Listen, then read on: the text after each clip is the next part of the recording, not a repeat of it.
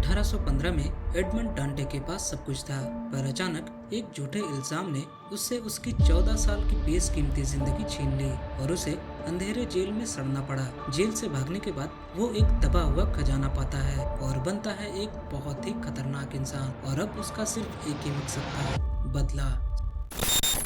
साल 1815 नेपोलियन 23 साल राज करने के बाद अब पावर में नहीं रहे और उनको ब्रिटिश, डच, बेल्जियम और जर्मन सोल्जर्स ने मिलकर वाटरलू में हरा दिया था। पर अभी भी नेपोलियन के कुछ फॉलोअर्स शहर में मौजूद थे और सोल्जर्स उनको ढूंढ ढूंढ कर मार रहे थे। और अब हमें ऐसे ही एक शिप को दिखाया जाता है जो कि बदले की भावना के पेट चढ़ गई थी।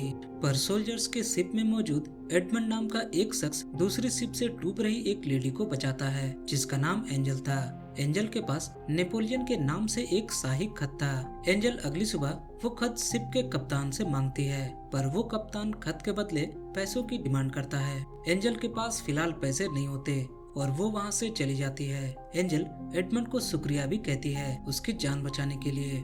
बंदरगाह में शिप उतरते ही उस शिप का मालिक कप्तान को निकालकर एडमंड को कप्तान बना देता है उसकी बहादुरी के कारण।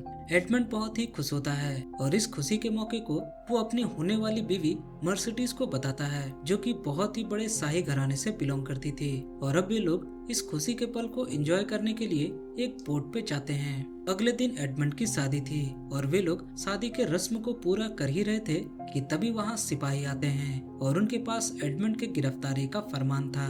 एडमंड का दोस्त फर्नांडिस जो कि एक लेफ्टिनेंट भी था, वो उन सिपाहियों को एडमंड को ले जाने से रोकता है, पर शाही आदेश के कारण उसको भी झुकना पड़ता है और एडमंड गिरफ्तार हो जाता है। आगे हमें पता चलता है कि उसके बाइबल से नेपोलियन का एक शाही आदेश मिला है और ये साबित करता है कि वो नेपोलियन का फॉलोअर है और यही उसका जुर्म था। एडमंड कहता है कि मैं गद्दार नहीं हूँ और ये खत जरूर उस लेडी का होगा, पर सबूतों के अभाव के कारण उसका वकील जिसका नाम गैरेट था वो एडमंड को जेल भेज देता है। एडमंड चीखता है, चिल्लाता है और कहता है कि मुझे छोड़ दो, मैंने कुछ नहीं किया, पर उसकी सुनने वाला वहाँ कोई भी नहीं था। अगले सीन में हम देखते हैं कि गैरेट के घर उसकी बहन आई थी और वो कोई और नहीं बल्कि एंजल थी। यानी असली गद्दार एडमंड नहीं बल्कि गैरेट था। एंजल कहती है कि तुम्हें उसे बचाना होगा वरना मैं तुम्हारे बारे में सबको बता दूंगी। ये सुनते ही गैरेट गुस्सा हो जाता है और एंजल का गला दबाकर उसे मार डालता है। और अब पूरे 4 साल बीत जाते हैं और एडमंड को बहुत ही कड़ी सिक्योरिटी वाले जेल में बंद करके रखा गया था। उसे वहाँ सिर्फ जिंदा रहने भर खाना और पानी दिया जाता था। एडमंड की हालत बहुत ही खराब थी और वो मर्सिडीज के साथ अपने गुजारे गए कुछ पल को याद करके बस रोए ही जा रहा था। अगले दिन अचानक से एडमंड के जेल की दीवारें थोड़ी सी हिलती हैं और उसे उन दीवारों के पार एक और कैदी मिलता है। एडमंड किसी तरह उस दीवार के पत्थरों को और तोड़ने की कोशिश करने लगता है और उस दूसरे कैदी के द्वारा बनाए गए सुरंग के जरिए वो उसके पास पहुंच जाता है। एडमंड को पता चलता है कि उस कैदी का नाम एबी था और उसे पूरे 6 साल लग गए इस सुरंग को खोदने में और एबी इससे दुगना और खोदने वाला है इस कैद से बाहर निकलने के लिए। एडमंड अब नए उत्साह से भर जाता है क्योंकि उसे एक उम्मीद की किरण नजर आई थी और वो दोनों मिलकर धारदार हथियार बनाने लगते हैं ताकि और सुरंग को खोद सके। अगले दिन एडमंड एबी को बताता है कि वो मर्सिडीज से कितना प्यार करता है और अगर उसे वो नहीं मिली तो शायद वो अपनी जिंदगी को खत्म कर लेगा। एबी यहाँ उसे बताता है कि वो एक जहाज का सैनिक था जिसपे बहुत सारा खजाना छुपा हुआ था और जंग के दौरान सारे सैनिक मारे गए, बस वो ही जिंदा बच गया और उसे पता है कि वो खजाना कहाँ पर है और यहाँ से निकलने के बाद वो सबसे पहले खजाने को निकालेगा। और आज से एडमंड भी उस खजाने का आधा हकदार है। और अब पूरे 10 साल बीत जाते हैं और एक दिन उन्हें सुरंग में नमकीन पानी मिलती है। ये देखकर वे दोनों बहुत ही खुश हो जाते हैं क्योंकि अब ये लोग आजाद होने वाले थे। पर तभी ऊपर की मिट्टी खिसकती है और एबी बहुत ही बुरी तरह से घायल हो जाता है। एबी समझ गया था कि वो अब मरने वाला है और इसलिए वो मरते मरते एडमंड को खजाने के बारे में बता देता है ताकि एडमंड अपनी बाकी की जिंदगी अच्छे से गुजार सके।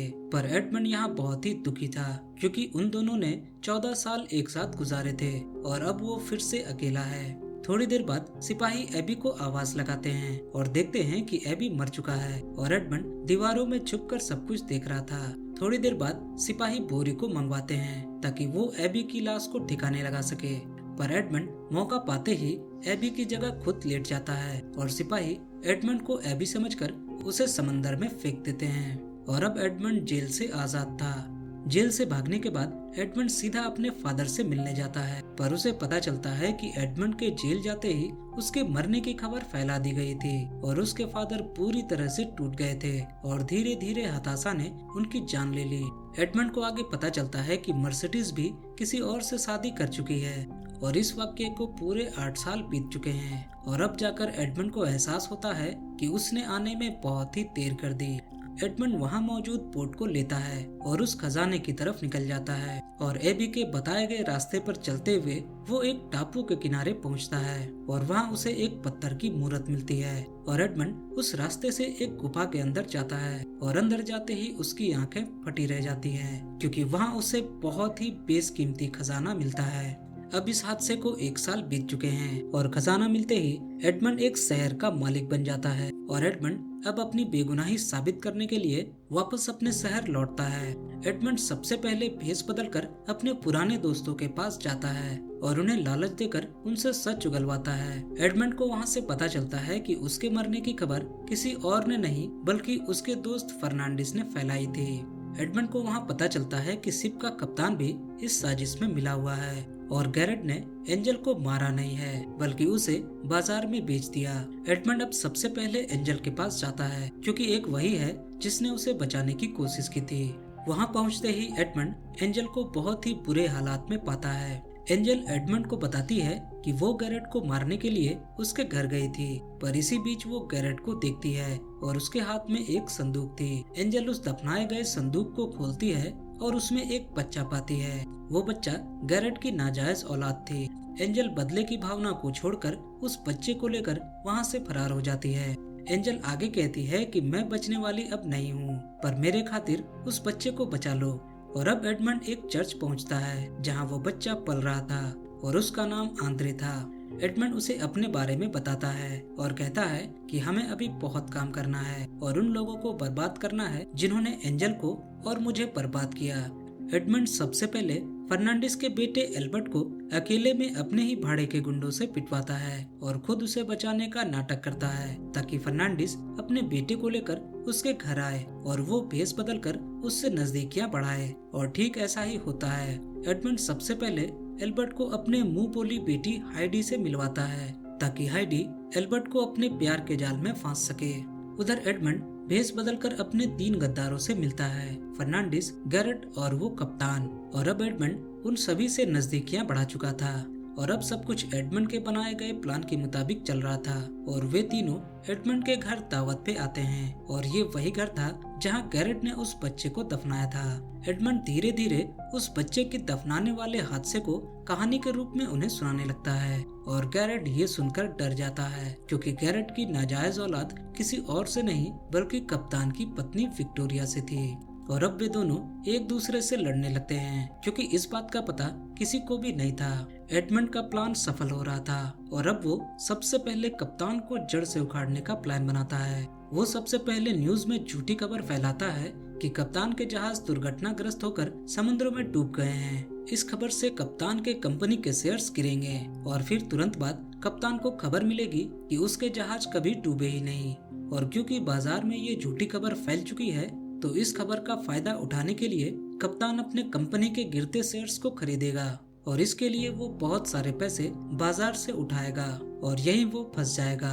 और कप्तान ऐसा ही करता है और वो सीधा एडमंड के पास पहुंचता है अपनी सारी जायदाद के कागजात लेकर 5 करोड़ रुपए उससे कर्जे के रूप में लेने के लिए। उधर फर्नांडिस उस न्यूज़पेपर के मालिक पर कप्तान की तरफ से झूठी खबर फैलाने पर मानहानि का केस ठोक देता है और वे सारे लोग केस के सिलसिले में कोर्ट में पहुंचते हैं और उस कंपनी के तरफ से सामने आता है आंद्रे को सामने देखते ही सभी लोगों के चेहरे उतर जाते हैं। आंद्रे आगे कहता है कि हमारी खबर बिल्कुल सच्ची है क्योंकि कप्तान की जहाज वाकई में लापता है।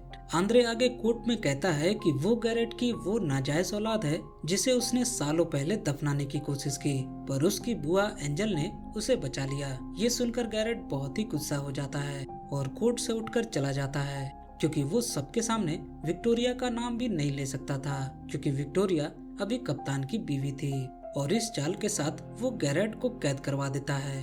और उधर दूसरी तरफ एडमंड ने अपने पुराने दोस्तों की मदद से कप्तान के जहाज को बंदरगाह से गायब करवा दिया था और इस चाल के साथ वो कप्तान को भी बर्बाद कर चुका था, क्योंकि अब उसके पास ना तो जहाज थे और ना ही प्रॉपर्टी। पर अभी भी आंद्रे का बदला पूरा नहीं हुआ था और वो कोर्ट में ही सबके सामने गैरेट को जान से मार डालता है और बदला लेता है अपने उन 14 सालों का जो उसने बिना माँ और बाप के गुजारे। पर अफसोस वो खुद भी जिंदा नहीं बच पाता। इतना सब कुछ होने के बाद मर्सिडीज एडमंड के घर आती है और कहती है कि मैंने तुम्हें पहले दिन ही पहचान लिया था, क्योंकि मैं तुम्हारी आवाज को पहचानती थी। जिस पे एडमंड भी कहता है कि तुमने मेरा इंतजार क्यों नहीं किया जब मैं जेल गया, और क्या तुम जानती हो कि मुझे जेल भेजने वाला कौन था? मर्सिडीज फर्नांडिस के बारे में जानकर बहुत ही दुखी होती है और कहती है कि तुम्हारे साथ धोखा करने वाला फर्नांडिस है, क्योंकि उसने मेरे अकेलेपन का भी फायदा उठाया। वो आगे कहती है कि भले ही तुम फर्नांडिस को सजा दो, पर मेरे बेटे एल्बर्ट को कुछ नहीं करोगे, और एडमंड इस बात के लिए मान जाता है। और अब बारी थी फर्नांडिस की, और वो एक तलवार लेकर उसे मारने के लिए उसके घर पहुंच जाता है और उन दोनों के बीच लड़ाई होती है और वे दोनों काफी जख्मी हो चुके थे। थोड़ी देर बाद एडमंड फर्नांडिस को किसी तरह गिरा देता है, पर उसे जान से नहीं मारता और ये कहकर छोड़ देता है कि मैंने अपना बदला पूरा किया और मुझे तुम्हें मारने की कोई जरूरत नहीं, क्योंकि मैंने तुम्हारा सब कुछ छीन लिया है। मर्सिडीज अब फर्नांडिस को छोड़ चुकी थी और उसका बेटा एल्बर्ट अब हाइडी के साथ वो जिंदगी जीने निकल चुका था जो जिंदगी कभी एडमंड और मर्सिडीज जीना चाहते थे। और इसी के साथ ये अमेजिंग सी मूवी यहाँ खत्म हो जाती है। मैं मिलूंगा आपसे अगली वीडियो में, तब तक के लिए बाय बाय।